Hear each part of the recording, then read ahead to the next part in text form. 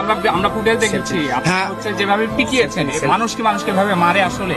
ভাই এখন কথা হচ্ছে যে ভাই আমি হচ্ছে যে ওনাকে হচ্ছে যে জাস্ট শুধু আবেগের বসে আমার যে ফোনটা হারাইছে ভাই।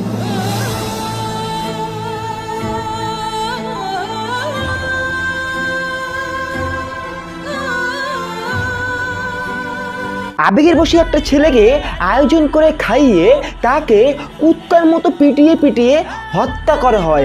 এটাই হয়তো এই শুয়োরে বাচ্চাদের আবেগ। তো নমস্কার বন্ধুরা, কেমন আছো তোমরা? একসময় রবীন্দ্রনাথ ঠাকুর সেজন্যই হয়তো বলেছিল যে মূর্খের দেশে আবার কিসের বিশ্ববিদ্যালয়। ভাত খাওয়ার আগে মনে পড়ে যায় এই লোকটির মুখ, জলের গ্লাসে দিতে পারেনি সে তৃপ্তির এক চুমুক। ভাত খাওয়ার আগে লোকটি জানতেই পারেনি যে শেষ খাওয়া তার এটা। খাওয়ার শেষে কেউ বলে উঠলো, পিটা শালারে পিটা। এক প্লেট ভাতের বিনিময়ে যদি জীবন নিতে পারে, তাহলে জীবনের বিনিময়ে আমরা জীবন চাইতে পারি না? তোমার এই বিদায় আমাদের স্মরণ করিয়ে দেয়, যদি তুমি বাঁচতে চাও তাহলে তাড়াতাড়ি এই দেশ ছেড়ে পালাও। আজ বাংলাদেশে এক নতুন কিছু দেখছে, আয়োজন করে আদৌ যত্ন করে এক মানুষকে হোটেলের মধ্যে নিয়ে তারপর ভাত খাওয়ানো হয়। আর সেই লোকটি জানতোই না যে এটাই তার জীবনের শেষ খাবার। খাবারটা শেষ হতেই দেরি, কিন্তু তার উপর ঝাঁপিয়ে পড়তে তাদের আর দেরি হয়নি। মিনিমাম ভাবে দুনিয়া থেকে বিদায় করে দেওয়া হয় সেই ছেলেটিকে। ওর আর এই দুনিয়ার মধ্যে বেঁচে থেকে কী লাভ?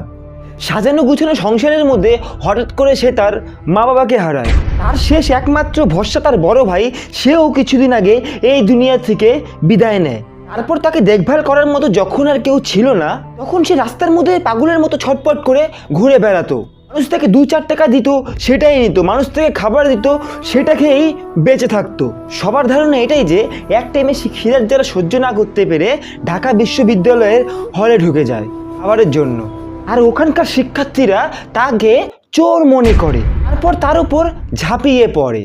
তারপরও সেই লোকটি বলছিল, আমাকে অল্প খেতে দিন, আমি খুবই ক্ষুধার্ত।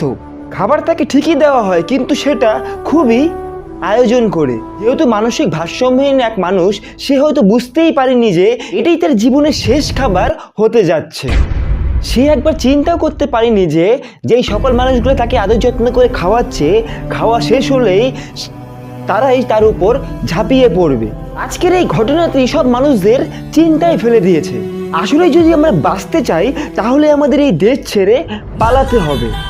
এই দেশ আমার না, এই দেশের জন্মভূমি আমার না, এই দেশের মাটি আমার না, এই দেশের মানুষজন আমার না। একটা সময় আমি হয়তো আমার নিজেরই থাকবো না, তখন তাদের খেলনার পুতুলে পরিবর্তন হব।